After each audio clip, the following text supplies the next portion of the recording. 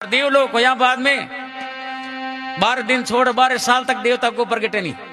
पण बबूतासी जी महाराज देवलोक होया बाद में 12 दिन और महीने 12 पर्चा दिया।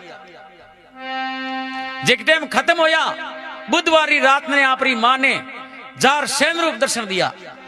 बुधवार ने खत्म होया काली नाडी पर सरप पी गयो पेणो पेणो पीणो बबूतासी देवलोक गया और बुधवार की रात ने जार मां ने दर्शन दे दिया के मां थारे बबूते ने पेणो पी गयो बबू तो स्वर्ग सीधा गयो।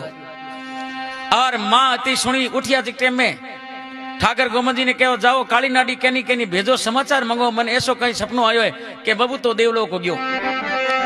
तो ठाकर गोमन सिंह जी चारनाला गांवरो दमामी हो जिके ने भेजियो।